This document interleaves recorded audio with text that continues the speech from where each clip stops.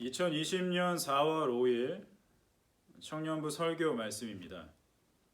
오늘 본문 말씀은 사도행전 1장 15절에서 26절의 말씀입니다.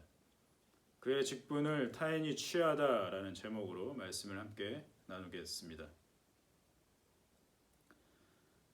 유다가 12제자에서 제외된 것과 또 그의 죽음은 놀랍게도 구약에 예언된 것이었습니다. 가룟 유다와 관련한 말씀은 시편 41편, 69편, 109편에 등장합니다. 특히 109편을 보면 다윗은 원수에 대한 기도를 하고 있는데 성경은 이것을 가룟 유다에게 적용하고 있습니다. 시편 109편 5절에서 8절 말씀입니다. 그들이 악으로 나의 선을 갚으며 미워함으로 나의 사랑을 갚아싸우니 악인이 그를 다스리게 하시며 사탄이 그의 오른쪽에 서게 하소서. 그가 심판을 받을 때에 죄인이 되어 나오게 하시며 그의 기도가 죄로 변하게 하시며 그의 연수를 짧게 하시며 그의 직분을 타인이 빼앗게 하시며. 아멘. 베드로는 이렇게 구약에 예언된 대로 가룟 유다의 직분을 대신할 사도 한 명을 뽑아야 한다고 무리 위에 제안하고 있습니다. 베드로의 제안은 개인적인 판단에서 한 것이 아니라는 것을 우리는 주목해야 합니다. 그저 11명이 되었으니까 나머지 한 자리를 채워야 하는 것 아니냐는 그런 식의 제안이 아니었던 것이죠.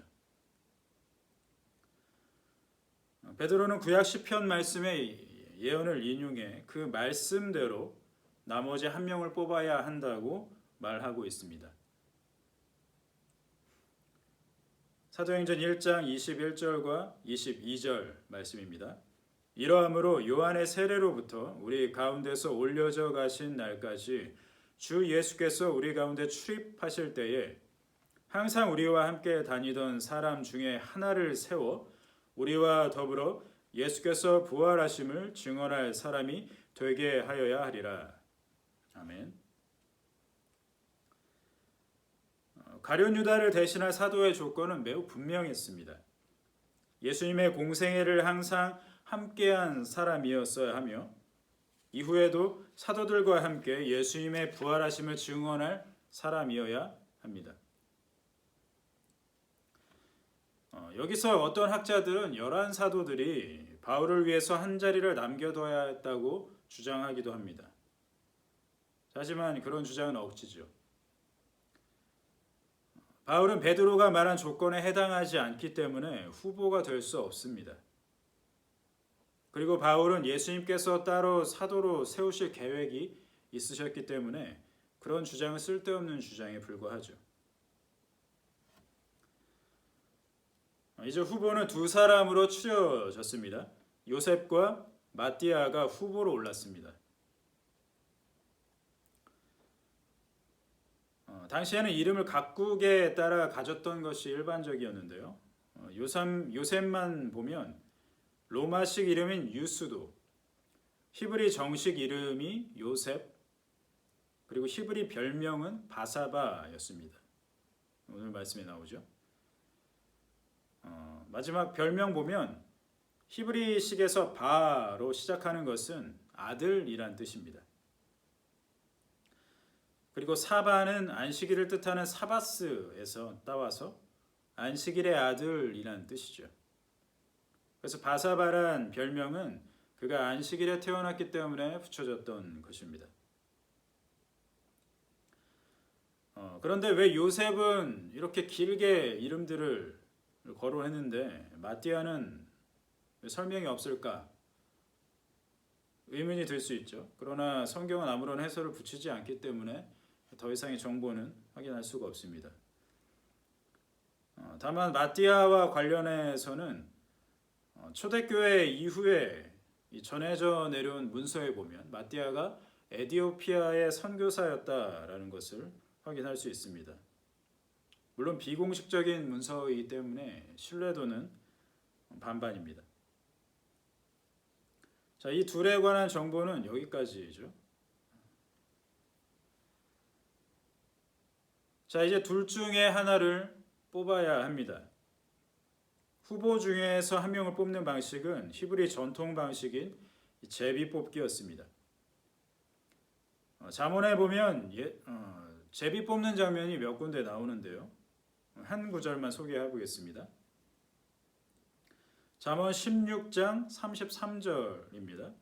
제비는 사람이 뽑으나 모든 일을 작정하기는 예수님 여호와께 있느니라. 다시 말씀드리겠습니다.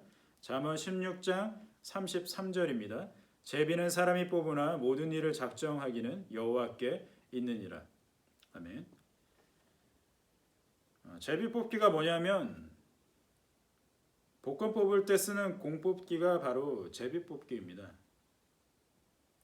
실제로 옛날에 공을 뽑았다는 것은 아니고요. 미국에서는 그걸 로터리라고 하죠. 우리나라에서도 로또 추첨을 보면 공을 하나씩 뽑지 않습니까? 그게 로터리입니다. 그걸 제비 뽑기라고 하는 겁니다. 그러니까 알 수 없는 상태에서 무작위로 하나를 뽑는 행위, 그게 바로 제비 뽑기라는 거죠. 자, 그런데 중요한 점이 이 뽑는 일에 바로 하나님의 작정을 믿는 마음이 있어야 한다는 것이죠. 저는 제비 뽑기 방식을 사용하는 것이 어떤 경우에서는 좋은 방식이라고 생각하는데요. 제 생각의 근거는 잠언 18장 18절에 있습니다. 잠언 18장 18절 말씀입니다. 기억하기가 쉽죠.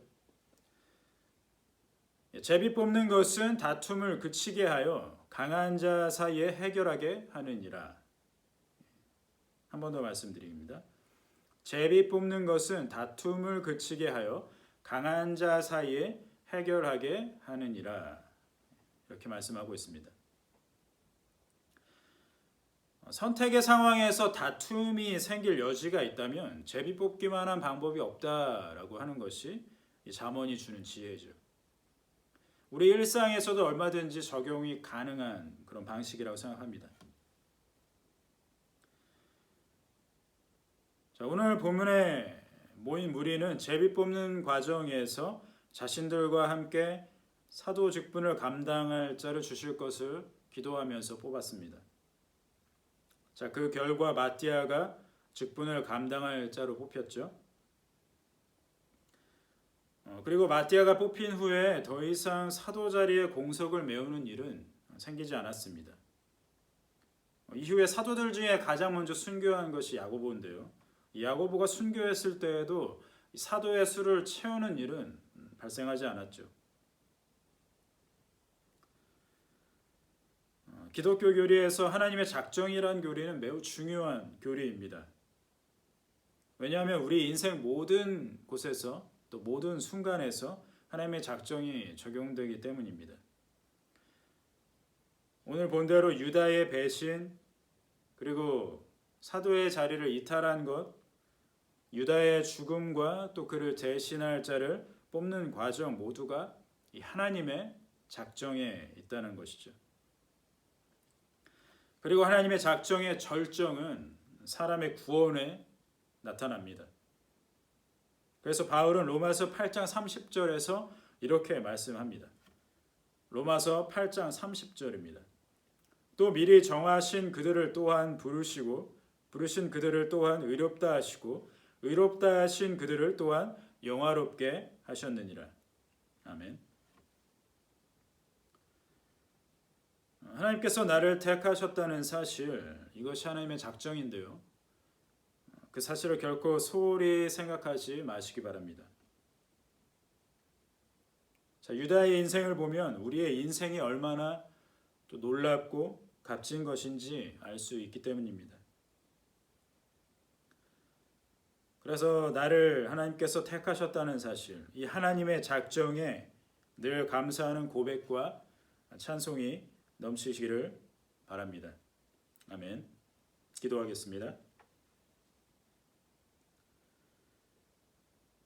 하나님 아버지, 오늘 말씀을 통해서 유다가 사도의 직분에서 탈락한 것과 또 그 수를 채우시는 것, 이 두 과정을 보면서 우리가 하나님의 작정에 대해서 잠깐 나누었습니다.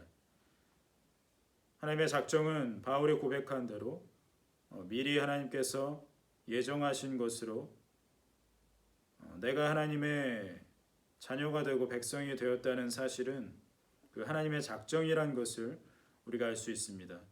이것을 귀하게 여기고 절대로 결코 소홀히 하지 않고 참으로 이것을 귀하게 여기며 늘 이 사실에 하나님께서 우리를 택하셨다는 사실에 감사하며 찬송을 올려드릴 수 있는 또 예배할 수 있는 우리 모두가 될 수 있도록 인도하여 주시옵소서. 감사드리며 예수 그리스도 이름으로 기도드립니다. 아멘.